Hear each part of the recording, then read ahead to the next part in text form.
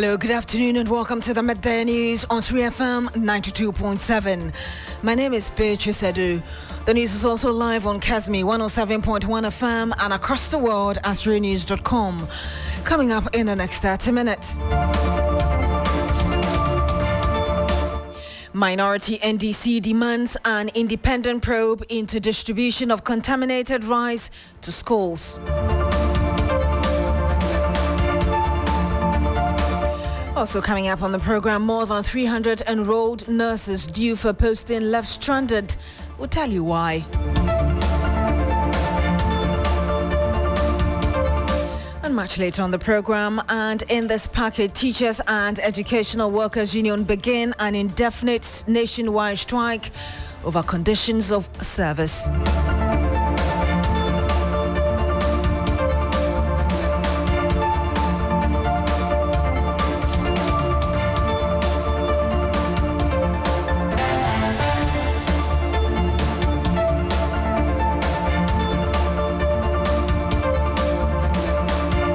Thank you very much for joining us today. Now, more than 300 enrolled nurses from the 2020 year group across the country who were asked by the Ghana Health Service to report to the Greater Accra Regional Health Directorate for posting have been left stranded. This was after the Directorate only picked just 30 of the nurses. Stanley Niblo has been following the development at the Accra Regional Health Directorate. He joins us live in the studio now. Stanley, you just returned from the Regional Health Directorate there, but really, tell us more about the concerns of these nurses. Talking about nurses who actually, like you mentioned, they graduated the year 2020, and they have taken their licensure exams. They have their PIN. They are just awaiting postings by the authority. I mean, their employer, that is the Ghana Health Service. And so for these nurses, they have been at home since 24 years, and they just heaved a sigh of relief and then began to laugh through the storm when they had the news that a couple of weeks ago that the portal has been activated, that they can register so that they can be employed. So today, when they just woke up and then bathed and then just came to the Greater Accra Regional Health Directorate just to go through the processes for them to be employed or absorbed into the system. But to their utmost astonishment, they just came and then they were just told that all of them cannot be absorbed into the system. Only 30 of them can be absorbed. And those 30, as I speak, have been handpicked or selected by the Ghana Health Service, and they are going through the process. Was there any criteria, before we hear from the aggrieved nurses, was there any criteria for picking the 30 out of the 300? So basically, when they got there, they said they wrote their names in the order of first come, first serve basis. So when they come, the Ghana Health personnel that came to engage them, I mean, relegated the list that they did. And so he came with his own procedure and then to engage them. And so when he came, he asked that those who wanted to be absorbed into the system but are ready to work in two districts, that is Adan East and Adan West, they are going to be called first. And then when subsequent list that will follow will be those who are interested in other districts in the country or in the region. But after just mentioning the two districts, which sum up the 30 that they are, looking for, he left it there. They left it there, and then that was how come the rest became stranded. Let's listen to some of them who spoke to you earlier.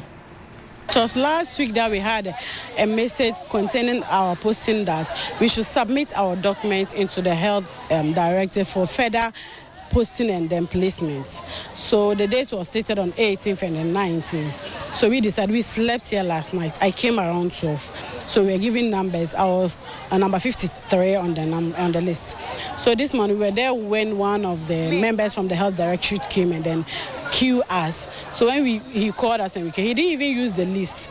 He told us who and who wanted Adan East and Adan West. That was what he said. So, there are more districts in the Accra, so we didn't know. So those that wanted raised their hands, and then he called them. So later on, he said the Ministry of Health giving is only 30. So therefore, they are going to take only 30 people.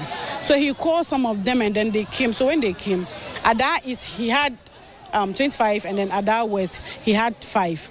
So that was what he told us earlier, that if he mentioned a district and then you don't like that district, you wait. When he mentioned another district and then that's your preferred district, then you raise up your hand. So we were thinking he will mention more of the districts for us to choose our preferred district.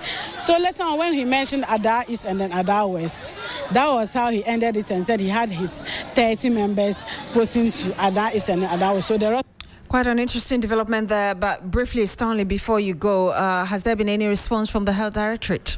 Okay. So initially, when I went there, I met the HR, but he said he's not in the position to speak to me on camera. And so he told me that that is what they can do, because that was the quota that has been given to Greater Accra. You know, the Ghana Health Service and the Ministry of Education had a quota, national quota of 6,000, and they gave the whole of Accra 122. And out of the 122, it must cover enrolled nurses, it must cover midwives, it must cover general nursing, and then nursing officers. So all these category of nurses are boxed in this 122 quota that has been given to the region. And so they said they cannot do anything about it unless the head office, which is, the mother body of Ghana Health. Who spoke to you? So that's he also works at the HR department. We cannot put all of you within Greater Accra Central. If you said you wanted to come and work in Greater Accra, know that Greater Accra is not just 2, 3, 4 districts. Then again, we look at the staff ratio, the attendance, that is the workload, and the staff that we need to place them there. So for now, as a region, our priority where we lack staff is Ada East, Ada West. Okay. That was what we said. If you think you want to go and work there, you will just come and write your name and we'll post you. And you had the representative from the Greater Accra Regional Health Directorate. She is with the PR department responding to that issue about nurses who have been stranded after 300 of them after 30 were picked out of the 300, responding to that concern there earlier. You heard our reporter Stanley Nibleo, who was there earlier to take their concerns. Now, the minority in Parliament has called on President Akufo-Addo to establish an independent commission of inquiry to investigate the alleged distribution of contaminated rice to senior high schools across the country. The opposition MPs, led by North Tongue Member of Parliament Samuel Okudzeto-Ablakwa, argue that the Ministry of Education cannot be trusted to conduct an impartial probe into the matter. The alleged scandal of the distribution of some 22,000 bags of expired and contaminated rice to senior high schools across Ghana, involving the National Food Buffer Stock Company NAFCO and Lamens Africa Investment Limited, has raised significant concerns about the potential health and social implications for the student affected. Crosby Annan is there. He joins us live on the line. Noble Crosby Annan, I know you've been at this press conference, but help us understand really the backstory to this alleged contaminated rice that was distributed. Right, Beatrice. So you know that somewhere last week, the North Tongue Member of Parliament, Samuel Okudzeto-Ablakwa, he made some claims that some 22,000 bags of expired rice have been repackaged and have been distributed to senior high schools across the country. And that happened in February this year. The National Food Buffer Stock Company conspired with a company known as Lamens Investment Africa to carry out this service. And then he alleged that the buffer stock storage facility in Kumasi in the Ashanti region was used to repackage these expired rice brought in from India, and they expired in December 2023, but they were repackaged into locally made sacks with the inscription ECOWAS as made in Ghana rice, but without expiry dates. Now, the National Food Buffer Stock Company, he says they clearly conspired with Lamens. They used the buffer stock storage facility in Kumasi in the Ashanti region to repackage the expired rice, and the company bought the rice from India. The brand was Social Rice. It expired in December 2023. And upon realizing the rice had expired, they conspired to use it and give it to senior high schools for onward distribution to students in the senior high schools. Crosby, just tell us really more. Also, looking at the NDC picking the matter up and really how serious this is. Just tell us more about what they've been saying beyond what you've just told us. Right. For Samuel Blackwell and the NDC in Parliament, they are calling this devious criminal conspiracy, and it has the complicity of state institutions, and it is aimed at endangering the lives of thousands of teenagers in senior high school entrusted under the care of government. Now, this is in relation to the rise. So they're saying that in providing details of the ongoing development, when the rise was received by these schools for forward distribution to the various other senior high schools, students have already consumed this rise, which clearly has been inspired and has insects infesting it, creating a lot of health complications for the students. So according to them, they want the President Adu Kufuor, as well as some other state institutions, for instance, the Office of the Special Prosecutor and other state institutions, to investigate these. They are demanding that the President establishes a commission of inquiry to investigate how this happened and find a way to deal with this. They are also asking that these students or students in various senior high schools, they be tested for various complications that could have come out as a result of they eating the expired rice out from February until the rice left the stock of the senior high schools. No, but before you go, I know Parliament has been adjourned and definitely not recalled yet, but have you had any slight response, as it were, from the majority side of the House or even a government representative to these claims? Not yet, Beatrice. Thank you very much, Noble Crosby, and he's a man following that press conference by the NDC minority in Parliament. And we'll be going to Parliament very shortly again to bring you some other issues that are coming from there.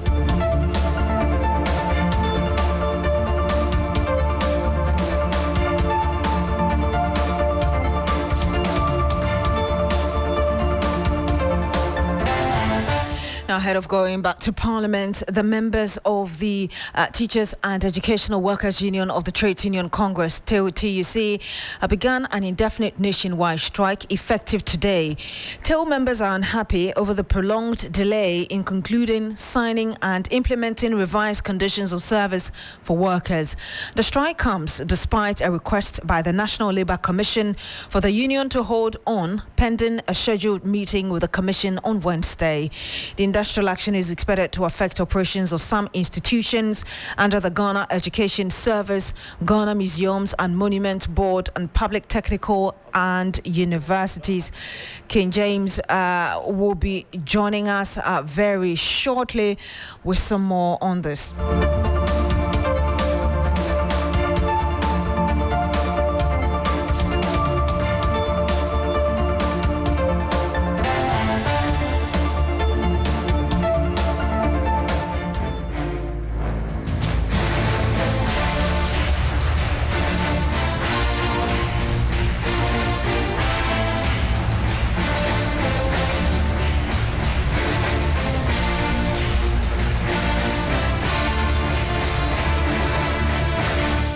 And this is your Election Command Center. Let's bring you some election-related issues. And with barely 19 days left until the general election, a group of health workers known as the Health Democrat, an affiliate group of the National Democratic Congress in the Upper West region, has launched a voter education program targeting market women. The initiative, according to the group, aims to reduce the rate of spoiled ballot in the upcoming elections by empowering these women with the knowledge they need to cast informed vote. Ibrahim Wangara has been engaging the members of the group. He joins us live on the line with some perspectives. Wangara, if you can talk to us about this group, more about it, Health Democrat, and who is made up, really, who is in this group? Hello, Ibrahim, can you hear us? Hello, Wangara. Okay, we seem to be having a challenge with the line.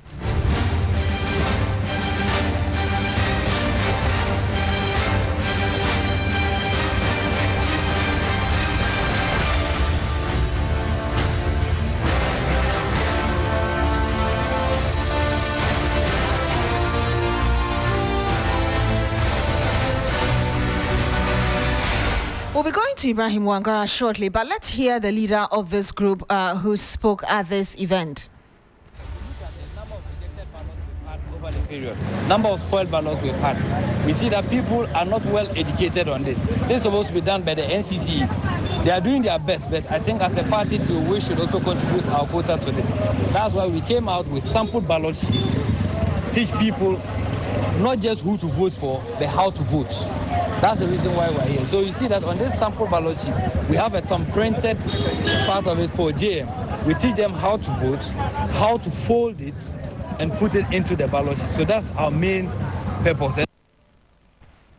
Let's now try and speak to Wangara. Hopefully he can hear us. Wangara, we just heard leader of the group, a Health Democrat. If you can tell us more about the group and the individual who just spoke to us. Yes, the Health Democrat is a group made up of young medical doctors, nurses, physician assistants, among others. And the motive, according to the group, is to champion the health policies of the NDC in the Upper West region. But this time around, they have decided to change the narrative and to go into the business hubs to educate people, more particularly the market women, to educate them on why there is the need for them to vote for the NDC and the processes involved before one can cast his or her ballot. So that has been the nature of the group and what they intend to champion in their Upper West region. What more can you tell us from what's happening? The moment success in the Upper West region generally is heating up ahead of the 2024 elections. And as you may be aware, the region is known for its high voter turnout, and both parties currently are investing significant resources to mobilize supporters and to win over undecided voters. But it appears the NDC is more visible in the region when it comes to party activities, because day in, day out, they find their way of making the umbrella much visible with strategic moves compared to the other political parties in the Upper West region. So generally, that has been the trend of campaigns in the Upper West region, so long as the 2024 general election is concerned. Thank you very much, Ibrahim Wangara, reporting live from the Upper West region. From the Upper West region, we go to the Eastern region, where the flag bearer of the National Democratic Congress, John Mahama, is also commencing a 5-day campaign tour of that region. Now, during the tour, Mahama will visit all 33 constituencies in the Eastern region, engaging with communities and holding mini rallies to connect with voters. Komla Klicher is a man following the former president. He joins us live on the line. Komla, just tell us more about this 5-day campaign tour. Well, I mean, it's actually a little bit of a city region to complete the 16 regions that he has started. The Eastern region remains critical to the NDP and John Mahama. Well, it's a stronghold of the NDP, but John Mahama considers it as one of the regions that they'll be able to make a lot of inroads into, looking at the work they've done in the past and the performance of the current administration, which, I mean, the NDC has described as quite abysmal. But in commencing the campaign in the Insama Madraji constituency, John Mahama has been taking a stake at the NCC, says that for the mere fact that the government is not being able to accept responsibility, it means that it's not ready for any leadership position in the country. Let's listen to John Mahama speak a short while ago in Insama. I'm sorry, we don't have that, but if you can tell us more about what we should expect. I know he's going to visit all the 33 constituencies of the region, but aside from that, what else? Today he's doing his Madraji. He's doing the Ayen Swana constituency. He will be doing Kebi, Buafa North and South, and then he will later on be ending in the New Job and South constituency in Cooper. Thank you very much, Komla Klucha. Here's a man following the former president, who is also the flag bearer of the opposition NDC, John Mahama. He's on a 5-day tour of the Eastern region. Now, the Convention People's Party is asking Ghanaian electorate to give it a chance to bring the country back on track in achieving a developed status. Presidential candidate of the party, Nana Frimpoma Sapon Kumakuma, says the party is committed to empowering the youth and women to achieve economic prosperity. Ibrahim Abubakar was on the tour and brought us this. It is very clear that the women of this country have gotten enough. They know clearly that where the nation is moving them is not the best, and the youth as well.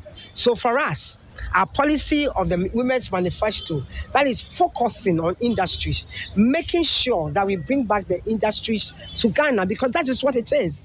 We are going to make sure that every farmer is empowered.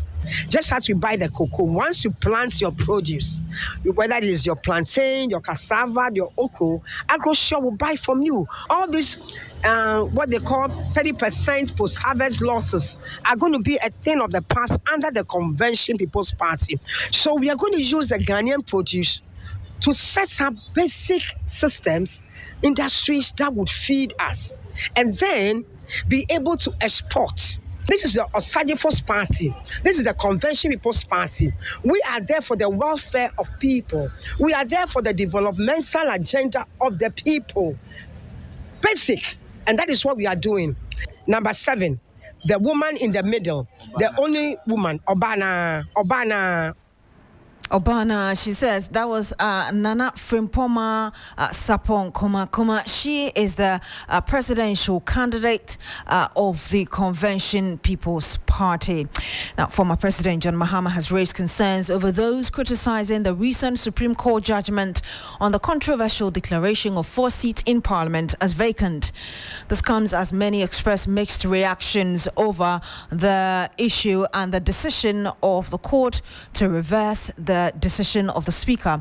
Now, you would recall that the Speaker of Parliament, Alban Bagbin, had declared the seats vacant because the individuals involved have declared their intention to contest this year's polls on different political tickets and as independents.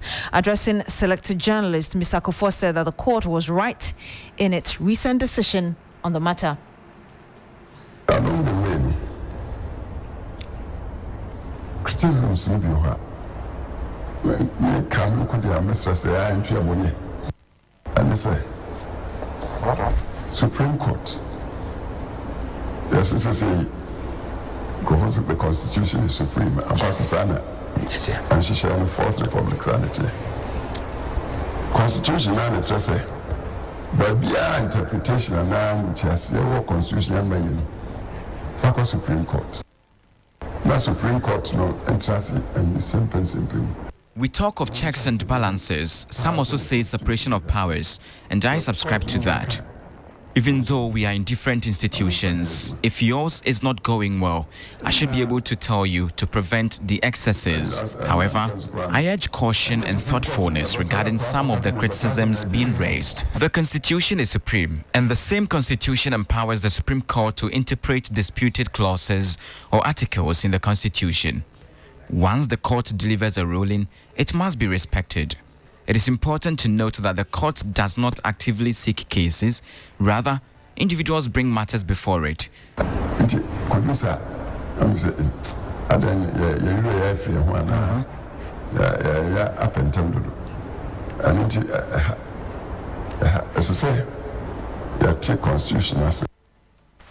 And you had former President John Kufuor speaking on that recent judgment by the Supreme Court on the 4 seats in Parliament issue. Professor Enoch Opokwentwe is Associate Professor of Leadership and Management. He joins us live on the line. He's also a consultant on governance.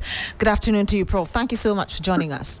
Good afternoon, Beatrice. How are you? I'm wonderful. Thank you for asking, Prof. So let's criticize the judiciary, but with caution. That's the admonition, essentially, by former President Kufuor. So would you say that Ghanaians are being excessively critical of the judiciary at this time? Well, I believe that criticism is not the best way to collaborate with people. But when he says that we should criticize with caution, I don't know actually what he means. but he's entitled to his opinion as a former statesman of the country. We can all agree to disagree agreeably on any issue. But when it comes to the law, we use a lot of precedents, what has happened. So 4 years ago, Esiama decided to contest as an independent candidate for Fomina. And then the speaker at that time, Michael Quay, declared that seat vacant based on the same Article 97 GNI.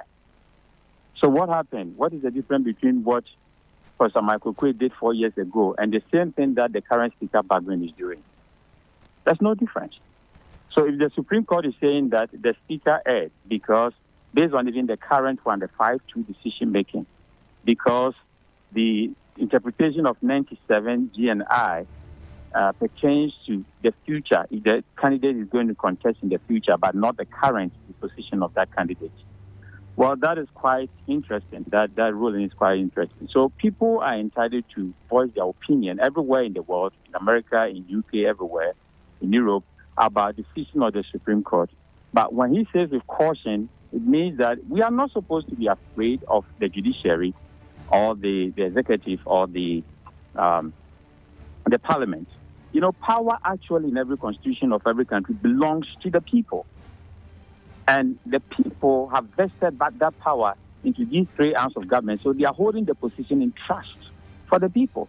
And the people have the right to talk about an issue when they are not, conversant or they are not happy with the way the ruling was done. So I think based on precedent, people can air their views about what happened with the Supreme Court. But what happened with Kufuor yesterday was that he was just claiming his support for Bawumia, which if ex-President Mills or ex-President Rawlings was alive, they would have done the same for John Mahama. So you obviously disagree with the former president and perhaps the judgment of the Supreme Court entirely, I suppose. I think that is not consistent with the past, what happened with Esiama's issue. There have been a lot of decisions. If you look at this simple issue, in fact, it wasn't supposed to go to the Supreme Court. It was supposed to start from the High Court, not the Supreme Court. So they don't have jurisdiction to talk about this issue. And when we talk about separation of powers, it means that each arm of government is autonomous. And that's, so if I am autonomous and then there is an issue being discussed in Parliament, then the Supreme Court can only advise. They cannot order. And that's why I was coming to, how do we strike a fine balance in such a matter? And I'm asking the question in relation to separation of powers, something clearly that we're practicing as part of our governance system. Our constitution is just being put to test.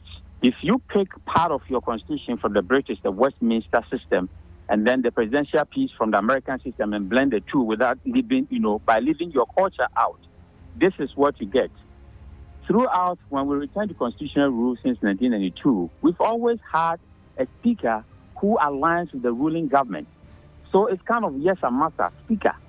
Now we've had a speaker who is different, and then he's pushing the test of our constitution. So they are all trying to pinch the holes in our constitution, and I think we should learn rather from this. We should learn rather from there. We'll have to end it here. Thank you very much, Professor Opoku-Antwi. He's an associate professor of leadership and management. He's also a consultant on governance. And before we go, let's bring you something, should I call it juicy, from sports. The Black Stars are playing today. They are playing, is it Niger? Yes. Niger. Billy Shen is here. Bill, what should we expect, really? I don't want to put my heart on it. Yeah, it feels like a dead rubber match, but it was quite sounded out by Ogbodu Adu that this is basically for pride and it's basically as a means of preparation towards the 2026 World Cup qualifiers, which will continue in March 2025. Pride, so if they score us? If they score us, then it's not good news. And in fact, Niger actually have a chance to qualify for the AFCON if they beat Ghana. So if they beat Ghana and in any case Angola beats Sudan on the game, which would also be playing simultaneously, then Niger qualifies. So it's more important game to Niger than to Ghana because Ghana have already, lost out on qualification for the first time in 2 decades. So it's going to be an opportunity to basically experiment with the side that could give Niger an advantage. But also some news coming in, possibly good for some number of Ghanaians, is that the executive committee will be meeting on Wednesday to talk about the Black Stars. Usually when they meet, that means there's fire on the mountain. So like recompose the Black Stars, what exactly? Because rule. I really want to just keep my opinions to myself when it comes to the Black Stars. In the past, when such things happen, like an executive committee meeting on a specific day, it's more or less points to maybe the coach being sacked. So that is some kind of news that Ghanaians expect as at now. But that meeting is expected to happen in 2 days' time. But That's we keep sacking coaches, but the problem still remains. Yeah, I think... Is that not indicative that the problem may not necessarily be the coach? It could be that. Okay, I believe it's a broader thing, right? Coaching is part, because again, the kind of records that coaches have had since Keto Kraku took over as GFA president hasn't been good. Starting from CK Akono, 40% win rate, going down to Milovan Rajevac, he had a lower win rate, going down to Otuado, even had a lower win rate. I remember it was 33%. Then Chris Hutton was around 30.8%. Then Otuado again is 22%. So it's been declining. Tell us more about the time, then we'll wrap up.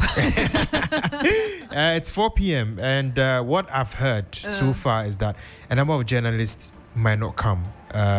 We sent someone to go pick up the accreditation. Be patriotic, Bilishan. You have to be there. Oh, I'll be there.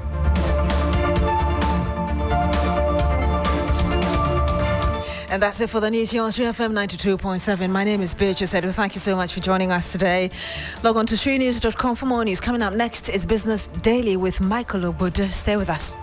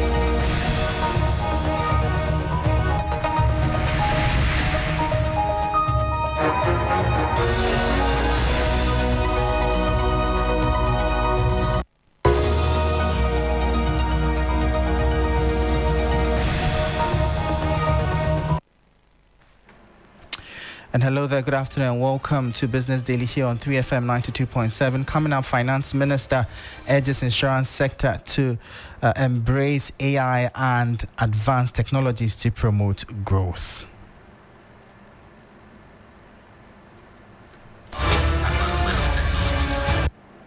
In our everyday lives, it is important that we prepare ourselves for the change ahead and to discuss strategies on how to accommodate and incorporate AI. Plus, ratings agency Fitch Solutions projects that Ghana will emerge from sovereign default by July 2025. And later, Center for Environmental Management and Sustainable Energy warns Ghana's climate prosperity plan faces implementation challenges. We've not actually done much in evaluating the various policy propositions that we've brought out and why we have not been able to implement them fully. I am Michael Ogbodu. I'll bring you details of our top stories and more shortly. Please don't go anywhere.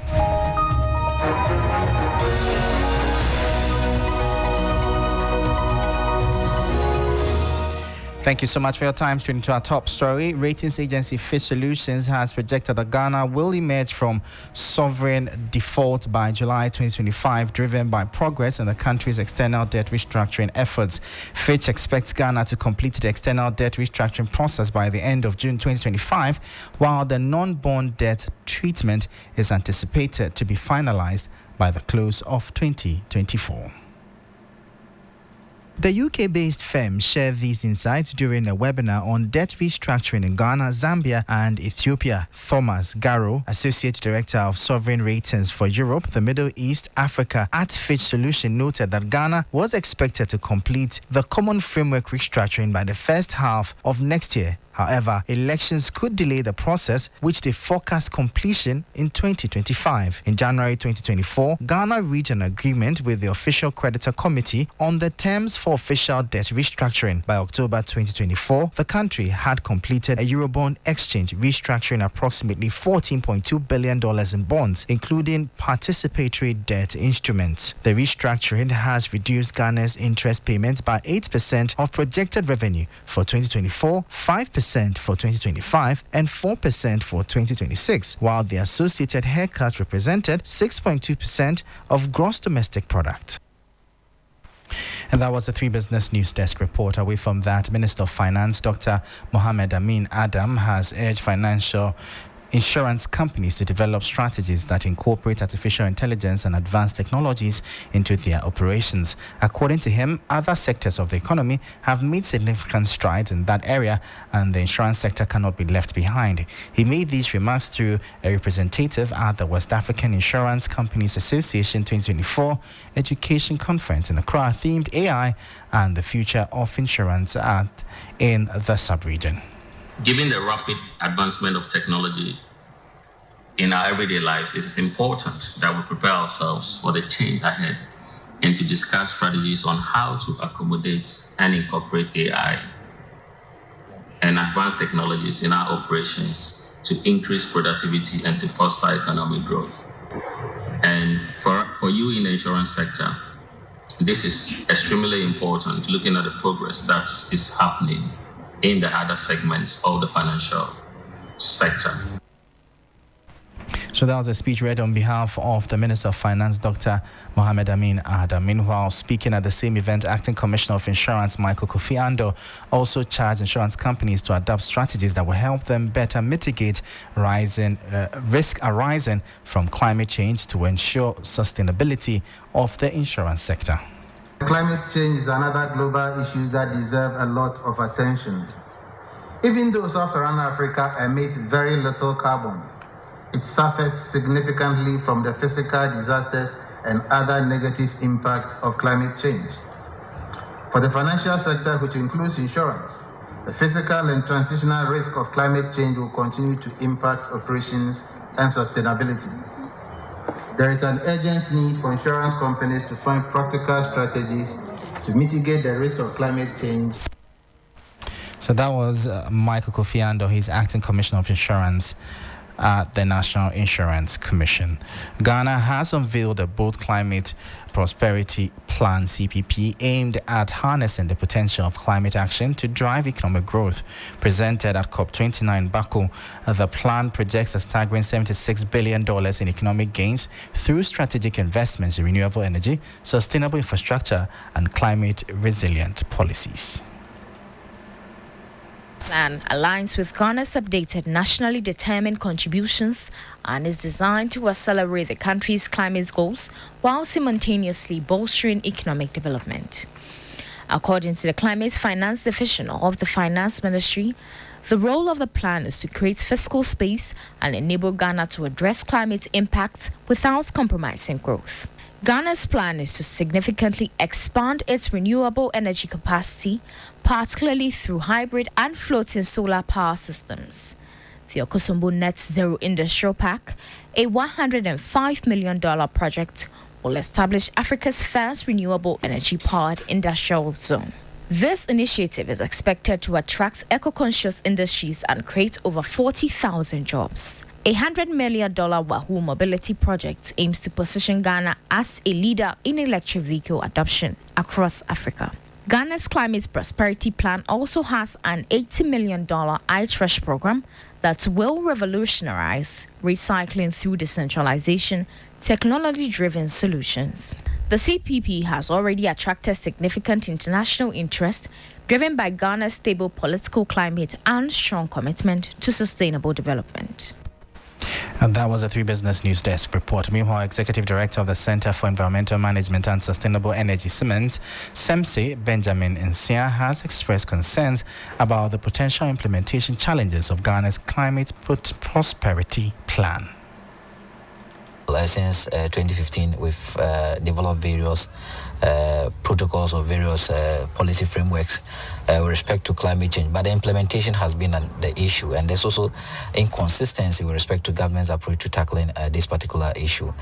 A new framework or an update of the NDCs of 2020 will not change the problem or the issue of climate change in Ghana, because we've not actually done much in evaluating the various policy propositions that we've brought out and why we have not been able to implement them fully. As a country, I think that we must reevaluate most of the policy propositions and why we have not been able to achieve various targets we've set for ourselves. So that was Executive Director for the Center for Environmental Management and Sustainable Energy, Benjamin Insia. Away from that, Social Enterprises Ghana is advocating for the creation of a technical and vocational training Vocational Education and Training TVET Fund to support businesses driving job creation in the sector. Recent data from the Ghana Statistical Service indicates that the number of unemployed youth aged 15 to 35 increased from 1.2 million to over 1.3 million in 2023. Speaking to 3 Business on the sidelines of the Ghana Social Enterprise Forum 2024, CEO Edwin Zukujo argues that with adequate investment, TVETs could play a pivotal role in tackling the country's growing unemployment crisis. I think government, with its many policies, including the free secondary school as well as TVET education, its apprenticeship policy, and of course, even the TVET policy are well in the direct ways of supporting us in creating opportunities in the TVET space. What we want to see a lot more is the promotion of collaboration with the private sector to promote a lot more of the working experience learning or workplace experience learning for young people, where government can incentivize various private sector players, either through tax waivers for those who are engaging young people for a period of time through the work experience.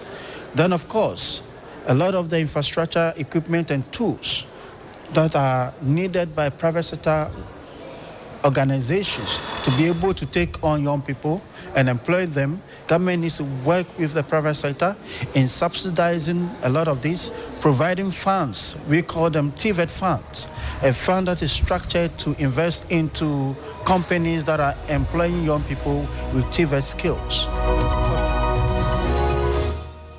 So that was the Chief Executive Officer of Social Enterprises Ghana, Edwin Zukujo, bringing an end to Business Daily here on 3FM 92.7. For more business stories, please check out our website. It's 3news.com/business. I am Michael Ogbodu. Thank you for listening. As always, please stay safe. Up next is Urban Blend with Black Kobe. Stay tuned.